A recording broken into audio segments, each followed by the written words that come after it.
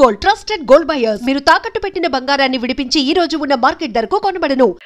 Sir ఇంకొకటి, ఇప్పుడు చాలా మంది సెలబ్రిటీస్ అంటే 10 years నుంచి సీరియల్ చేసేవాళ్ళు, 5 years నుండి చేసేవాళ్ళు, జస్ట్ 3 years నుంచి చేసేవాళ్ళు కూడా ప్రొడక్షన్ స్టార్ట్ చేస్తున్నారు. అవునండి, చాలా మంది అందులో మంచిగా క్లిక్ అయిన వాళ్ళు కూడా ఉన్నారు. మరి ఎందుకని కౌశిక్ సార్? అంటే నాకు సెల్ఫ్ రెస్పెక్ట్ బాగా ఎక్కువ అండి. సెల్ఫ్ రెస్పెక్ట్ ఎందుకు అంటున్నట్టు అన్నమాట, అంటే చేసేవాళ్ళకి లేదని కాదు, తప్పుగా తీసుకోవద్దు. నాకేంటంటేనండి, ఫస్ట్ పాయింట్ నేను ప్రొడ్యూస్ చేసేంత సంపాదించాల, ఫస్ట్ పాయింట్. సెకండ్ పాయింట్, ఇప్పుడు చేసే ప్రొడ్యూసర్లు అందరూ అంటే ఇన్వెస్టర్స్ని తెచ్చుకున్న వాళ్ళు కూడా ఉంటారు ఈ మధ్య. అంటే వాళ్ళు డబ్బులు పెట్టకపోయినా ఇన్వెస్టర్స్ తీసుకొచ్చి దే టేక్ ఎ కట్ అలా ఉంటారు. కాకపోతే ఛానల్స్కి వచ్చేప్పటికి ఏమైపోతుందంటే, మనకి ప్రతి గురువారం రేటింగ్ వస్తుందండి, ఎవ్రీ థర్స్డే రేటింగ్ వస్తుంది మనకి. అంటే ప్రాక్టికల్గా నా ఫ్రెండ్స్ని చూస్తే వాళ్ళు పడే ఆ మానసిక స్ట్రగుల్ చూసాను నేను, ఎలా ఉంటుందంటే మెంటల్ స్ట్రగుల్. గురువారం రేటింగ్ వచ్చిన తర్వాత షూటింగ్స్ మనకి తెలుగులో ఎలా ఉంటాయంటే, first week, third week, second week, fourth week చేస్తామండి టీవీ సీరియల్స్. ఎందుకు అలా పెట్టుకున్నాం అంటే, రేటింగ్ బట్టి ట్రాక్స్ అవి మారుతూ ఉంటాయి. ఆర్టిస్టులు, హీరో హీరోయిన్ మెయిన్గా ఉంటారు. సో ఏ ట్రాక్ అయితే రేటింగ్ ఎక్కువ వస్తుందో దాన్ని బట్టి నెక్స్ట్ ట్రాక్ వేసుకుంటాం. సో వారానికి 70 సీన్లు ఓకే చేస్తుందండి ఛానల్ ప్రొడ్యూసర్కి. 70 సీన్లు ఓకే చేస్తుంది. ఈ 70 సీన్లో 6 రోజుల్లో 5 రోజుల్లో ఫినిష్ చేయాలి వీళ్ళు. అంటే యావరేజ్ రోజుకి 10 సీన్లు 12 సీన్లు షూట్ చేయాలి. దాంతోపాటుగా 90 సీన్లు ఓకే అయితే రోజుకి 2 ఎపిసోడ్లు మినిమం, రోజుకి 2 ఎపిసోడ్స్ ఇవ్వాలి డైరెక్టర్. ఈ రోజుల్లో ఇవ్వాల్సిందే. అంటే 26 ఎపిసోడ్లు 10 days 11 daysలో అయిపోవాలి మనకి. సో ఎప్పుడైతే ఈ ఫస్ట్ వీక్లో 4 days చేసి ఒక 70 సీన్లు అయిపోతాయి కదా, ఈ క్యాల్కులేషన్లో థర్డ్ వీక్ మళ్ళీ సీన్స్ ఇవ్వాలి కదా. ఒక్కొక్కసారి లేట్ అవుతుంది ఛానల్ ఇవ్వడం, ఏ ఛానల్ అయినా. ఇప్పుడు ఒక్కొక్క సీరియల్కి ఈపీ ఉంటారు, ఎగ్జిక్యూటివ్ ప్రొడ్యూసర్ ఉంటారు. సో తను కంటెంట్ హెడ్తో మాట్లాడిన తర్వాత ఆ వారం మీరు వెయిట్ చేయాలి. ఎన్ని రోజులు వెయిట్ చేస్తారు మీరు ప్రొడ్యూసర్? ఇప్పుడు నా డేట్ మీ దగ్గర ఉంది, థర్డ్ వీక్ మొత్తం మీదండి. 15, 21 మీ డేట్స్ నావి. మీరు 13th ఛానల్కి వెళ్ళారు, మీ సీన్స్ ఓకే అవ్వాలా, 14th సీన్స్ ఓకే అవ్వాలా, 15th ఓకే అవ్వాలా, మీకు 16th, 17th, 18th దాకా ఓకే అవ్వాలా. ఏం చెప్తారు మీ ఆర్టిస్ట్కి మీరు? థర్డ్ వీక్లో వాటి 3 days పోయినాయి, మీరు షూటింగ్ చేయలేరు. 19, 20, 21 3 days 4 days మిగులుతాయి. ఈ 4 daysలో 70 సీన్లు ఎలా చేస్తారు మీరు? అది ఛానల్కి సంబంధం లేదు. వాళ్ళు రేటింగ్ని బట్టి మీకు ఓకే చేసిన సీన్స్ మీకు ఇస్తారు. వాళ్ళు ఏమైతే అనుకున్నారో మీతో రైటర్తో డిస్కస్ చేసి ఛానల్ కంటెంట్ హెడ్ కూర్చుని, ఈపీ కూర్చుని ఇవి వేస్తే బాగుంటుంది రేటింగ్ కోసం వేస్తారు. అది వేశాక ఈ స్ట్రగుల్ చూసారా, మీ డేట్లు అయిపోతూ ఉంటాయి, మీరు ఇక్కడ డేట్లు హోల్డ్ చేయాలి, ఆర్టిస్టులు ఆబ్లిగేషన్లు ఉంటాయి, ఆ డైరెక్టర్ మీకు ఫినిష్ చేయాలి, మళ్ళీ మీరు సెకండ్ కెమెరా డైరెక్టర్ని పెట్టుకోవాలి. ఇవన్నీ చూశాక హ్యాపీగా వచ్చామా, యాక్ట్ చేసామా, డబ్బులు తీసుకుందామా, వెళ్ళిపోయామా. పీస్. పరిగెత్తి పాలు తాగే కన్నా నించొని మంచినీళ్ళు తాగడం మంచిది. మంచినీళ్ళు బీరో బెటర్. సూపర్. అంతే సార్. డైరెక్షన్ చేస్తున్నారు ఫ్యూచర్లో, కమింగ్ సూన్ అని వినడం కూడా జరిగింది. ఆడి చేస్తున్నాను, ఒక సీరియల్కి సెకండ్ కెమెరాకి డైరెక్ట్ చేస్తున్నాను. ఈటీవీలో మనసంతో నువ్వే ఒక సీరియల్ వస్తుంది, అందులో సెకండ్ కెమెరాకి సెకండ్ యూనిట్ డైరెక్టర్గా చేస్తున్నాను. మల్లేన్ రాధాకృష్ణ గారండి, ఆయన అవకాశం ఇచ్చారు. సో ముఖ్యంగా ఈ ఇంటర్వ్యూ ముఖ్యంగా ముందు అన్నయ్యకి థ్యాంక్స్ చెప్తాను. ఎందుకంటే నాకు ఎప్పుడో 4-5 years నుంచే ఒక ఆస్పిరేషన్ ఉంది డైరెక్షన్ చేయాలని. బట్ అది రాధాకృష్ణ గారి ద్వారా తీరింది నాకు. అన్న అవకాశం ఇచ్చారు, వెంటనే ఈటీవీలో కూడా పాపం వెంటనే ఒప్పేసుకున్నారు. బాపిరెడ్డి గారు, మూర్తి గారు అందరూ ఎంకరేజ్ చేశారు. సో చాలా హ్యాపీ.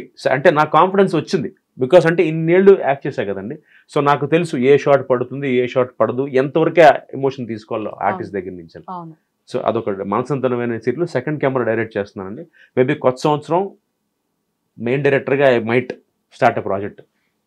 సంక్రాంతి తర్వాత సిరీస్ కూడా అనుకుంటున్నాను. కాకపోతే ఫస్ట్ ఒకసారి దీంట్లో ప్రూవ్ చేసుకుంటే at be easy for me. అంటే నాకు ప్రొఫైల్ ఉంటే నాకు అవకాశం ఈజీ అండి. అందరికీ నేను డైరెక్టర్, ఆర్టిస్ట్గా తెలుసు, డైరెక్టర్గా తెలియదు కాబట్టి.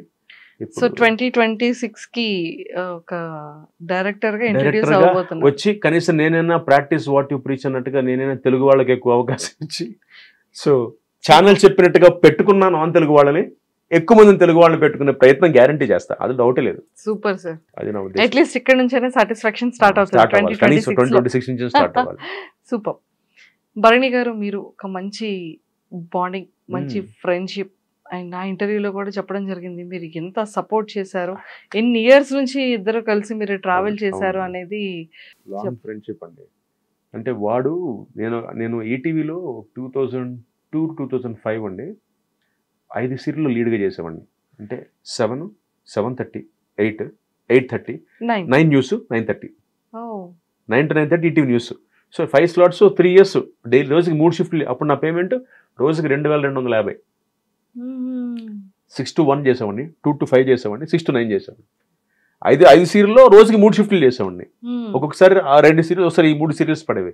ఆ టైంలో కొత్తగా భరణ్ ఇండస్ట్రీకి వచ్చాడు. ప్రియాంకలో నా ఫాదర్ క్యారెక్టర్కి వచ్చాడు. అప్పటికే సత్య అని ఒక సీరియల్ చేసేవాడు, దీనికి వచ్చాడు అనమాట. సో నేను దాంట్లో మెయిన్ నెగిటివ్ లీడ్ చేస్తున్నా ప్రియాంకలో. సో మార్నింగ్ వచ్చేవాడిని, 6 o'clock 7 o'clock వచ్చేవాడిని, నా వరకు తీసి పంపించేవారు నన్ను.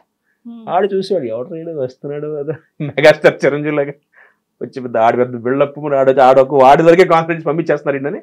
అలా వి గాట్ క్లోజ్. ఆ సీరియల్ బాగా క్లోజ్ అయ్యాం, ఇద్దరం ఫ్రెండ్స్ అయ్యాం. ఆ తర్వాత he like the way my approach, he like my approach. అంటే నేను చాలా సింపుల్ గా ఉండడం. భరణి గారి దగ్గర నుంచి ఏరా దాకా వచ్చాం మా ఫ్రెండ్షిప్. సో అలా ఫ్రమ్ దెన్ వీఆర్ ట్రావెలింగ్. అంటే మార్నింగ్ అంతా షూట్, ఈవినింగ్ అయితే తీర్థం. అంటే ఒక ఫ్రెండ్షిప్ అంటాను చూసారా, ఎలా ఉండేదంటేనండి, అంటే వాళ్ళు ఒక క్వాలిటీ, అంటే ఇప్పుడు వాడు బిగ్ బాస్లో ఉన్నాడు కాబట్టి చెప్పడం కాదు, ఈజ్ వెరీ ఆనెస్ట్ అండి. అప్ ఫ్రంట్ అంటాం కదా ఇంగ్లీష్లో, అప్ ఫ్రంట్ అంటాం. ఎలా అంటే ఉదాహరణకి మన జనవరి ఎలక్షన్స్, జనవరిలో నేను ప్రెసిడెంట్గా పోటీ చేస్తున్నాను కదా, నేను ప్రెసిడెంట్ క్యాండిడేట్గా పోటీ చేస్తుంటే నా ఆపోజిట్ హరన్న, ఆయన ప్రెసిడెంట్గా పోటీ చేశారు నా ఆపోజిట్లో. ఆయన హరన్న చిరంజీవి గారికి రిలేషన్ అవుతారండి, ఆయన చుట్టం. అంటే చిరంజీవి గారికి నాగబాబు గారికి బాగా క్లోజ్ అన్నమాట. సో లింక్ ఏంటి, ఎప్పుడైతే నాగబాబు గారికి క్లోజో ఇంటర్న్ భరణి కూడా అదే టీంలో ఉన్నాడు. ఇప్పుడు నాగబాబు గారితో ట్రావెల్ అవుతున్న క్లోజ్ ఆ టీం. ఎలక్షన్ వరకు వచ్చేవాడికి ఎలా ఉంటుంది మనకి, కొంచెం ఉంటుంది కదా, ఆ చిన్న కోల్డ్ వార్ ఉంటుంది కదా. బట్ ఇప్పటికీ మేము అందరం క్లోజ్ అయ్యి, నేను హరన్న, నాగబాబు గారిని ఇంకా కలవలేదు, కలుస్తాను. అంటే ప్రెసిడెంట్ ఆయన మళ్ళీ ఇప్పుడు ఎమ్మెల్సీగా బిజీ అయిపోవడం, సో దాంతో నాకు ఆయన కలిసే అవకాశం దొరకలేదు. But I want to meet him and take his blessings. So ఆ టైంలో ఏంటంటే ఇది స్టార్ట్ అయిందన్నమాట. కౌశిక్ ప్రెసిడెంట్గా పోటీ చేస్తున్నాడు, హరన్న అట్టించి. సో అటు నుంచి నాగబాబు గారు సపోర్ట్ హరన్నకి. ఇక్కడ నేను నా సైడ్ నుంచి ఐఎమ్ ఫైటింగ్ మై బ్యాటిల్, నేను సపరేట్గా నా టీంతో నేను ఫైట్ చేసుకుంటున్నాను. సో ఈ టాపిక్ వచ్చేప్పటికి out of one day, out of the blue Bharani garu call. వాడు మామూలుగా వాడు వాయిస్ ఉంటుంది బేస్, కౌశిక్ రే చెప్పరా ఎక్కడున్నారా, క్యాంపెయిన్లో బిజీగా ఉన్నాను, పోస్టర్స్ అవి డిజైన్ చేస్తున్నాను. రే సారీ చెప్పాలరా ఫస్ట్. దేనికి రాను, అది ఎలా చెప్పాలో తెలియట్లేదురా. మామూలుగా చెప్పరా, సారీ చెప్పావు, ఎలా చెప్పాలో సారీ చెప్పి ఇంకెలా చెప్పాలి ఏంటరన్న. అంటే రా నీకు తెలుసు కదా హరన్న ఈసారి ప్రెసిడెంట్గా నీకు ఆపోజిట్ నుంచున్నాడు, అర్థం కావట్లేదురా. నేను నాగబాబు గారితో మాట్లాడాను, నాగబాబు గారేమో అదేంటి భరణి హరి నుంచున్నాడు కదా, నువ్వు సపోర్ట్ చేయాలి కదా అన్నాడు. కాకపోతే లవ్ యూరా అన్నాడు. కాకపోతే లవ్ యూ ఏంట్రా, కాకపోతే లవ్ యూ ఏంటన్నా. రే నేను నీ టీంకి సపోర్ట్ చేయలేనురా, కానీ నీకు మాత్రం ఓటేస్తా, ఇదే చెప్పాడండి. నేను నిజంగా అది ఎక్స్పెక్ట్ చేయలే. నేనేమనుకున్నానంటే, రే కౌశిక్ సారీరా, నాకు ఆబ్లిగేషన్ నాగబాబు గారు, ఎందుకంటే నాగబాబు గారు చుట్టం కదా హరి గారు, సో డెఫినెట్గా నేను నీకు సపోర్ట్ చేయలేను ఈసారికి, I'm so sorry, next time చూద్దాం అంటాడు అనుకున్నా. నా థాట్ అది. వాడు వెంటనే లవ్ యూరా, నేను నాగబాబు నాకు చెప్పేశాను, ప్రెసిడెంట్గా మాత్రం ఓటు నీకు వేస్తాను, మిగతా ఓట్లు ఎక్స్పెక్ట్ చేయకు. థ్యాంక్స్ రా అన్న. థ్యాంక్స్ అండి బే, ఒక బూత్ మాట, థ్యాంక్స్ ఏంట్రా, ఆల్ ది బెస్ట్ రా, అంతే. ఎందుకంటే నేను చెప్పలేను నీకు, బట్ ప్రెసిడెంట్గా మాత్రం నీకు తెలీదు, నా పరిస్థితి నీకు తెలియదురా కౌశిక్, అట్ టోను, నా పరిస్థితి నీకు తెలియదురా కౌశిక్, నాకు ఇక్కడ నీకు చెప్పలేను నీకు నా సిచ్యువేషన్ ఏంటో, బట్ నేను వదలను, నేను అన్నయ్యకి చెప్పేశా, అన్నయ్య నా కౌశిక్ నా ఓటు మాత్రం వాడికే, ఆ ఒక్క ఓటు వాడికే, మిగతా మీ ఇష్టం అని చెప్పేశాను అన్నాడు. అంటే దానికి చాలా గట్స్ ఉండాలండి నా దృష్టిలో. అంటే ఇప్పుడు వాడికున్న స్థాయికి వాడు అక్కడ, I know how close is, ఎందుకంటే మేము ట్రావెల్ అయిన దగ్గర నుంచి వాడి తర్వాత వాడు బాగా ఫ్యామిలీకి క్లోజ్, నాకు తెలుసు ఎంత క్లోజ్ తెలుసు నాకు వాడు.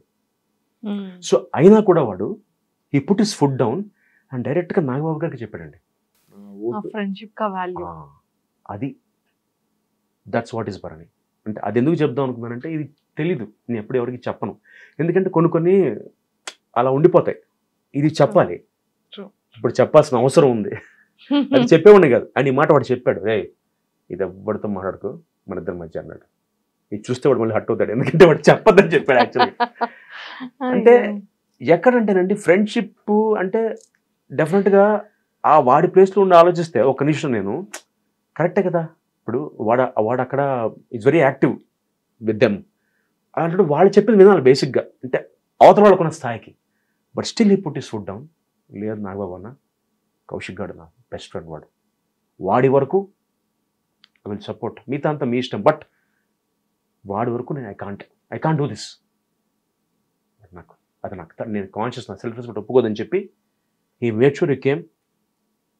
అండ్ మళ్ళీ ఎలక్షన్ అయిపోయాక మళ్ళీ సారీ రా, లవ్ యూ రా, సారీ రా, మరి ఎందుకురా సారీ అంటే, లేదురా I owe you an apology, నేను సారీ చెప్పాలి, నీతో న్యాయంగా నేను ఉండాలిరా, నువ్వు పోటీ చేస్తుంటే నీ పక్కన నన్ను ఉంచోవాలి, బట్ నేను ఉంచోలేకపోయాను చూసావా, అందుకు సారీ అన్నాడు.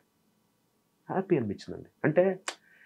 అంటే వాడు ఓటు వేయిపోయినా నాకు పెద్ద డిఫరెంట్, అంటే బాధపడేవాడినేమో, బట్ ఐ వుడ్ అండర్స్టూడ్, అంటే నా మెంటాలిటీని అర్థం చేసుకునేవాడు వాడు సిచ్యువేషన్ వాడిది. బట్ స్టిల్ వాడు ఇలా చెప్పి నాకు అది నాకు ఫెల్ట్ వెరీ హ్యాపీ అండి. సో అలా అంత నీతి ఉన్నవాడు, అంత ఎటికెట్స్ ఉన్నవాడు. సో అది అంటే ఇది ఎందుకు చెప్పాలనిపించింది, సందర్భం వచ్చింది కాబట్టి చెప్పాను, లేకపోతే ఇది ఎప్పటికీ ఎవరికి చెప్పేవాడు కాదు. That is Bharani. మరి ఎలా ఉంది సార్, ఆల్రెడీ బాలాదిత్య గారు మీ బ్రదర్ కూడా బిగ్ బాస్ కి వెళ్ళారు, చాలా దగ్గరుండి చూసుంటారు బిగ్ బాస్. బాగా దగ్గర చూసాను. నన్ను అడిగారండి 2-3 సార్లు, బట్ మా తమ్ముడు వెళ్ళాక పెద్ద నాకు అంటే వెళ్ళకూడదని కాదు, కానీ నేను వెళ్తే మొత్తం బీపీలో వస్తాయి మీకు నుంచి అవుట్పుట్ రా, నేను భరణి గాడిలాగా అంత సాఫ్ట్గా మాట్లాడు, నేను ఓపెన్ చేయగానే బీప్ వెళ్తుంటుంది, ఎందుకు అవకాశం ఆడియన్స్కి ఇవ్వడం అని వెళ్ళట్లేదు అంతే. సో ఫైర్ బ్రాండ్ అయితే అంటే మామూలుగా ఇంట్లో సాధారణంగా పెద్దవాళ్ళు సాఫ్ట్గా, రెండో వాళ్ళు హైపర్గా ఉంటారు, మా ఇంట్లో రివర్స్, చాలా హైపర్, నా తమ్ముడు చాలా సాఫ్ట్. ఓకే.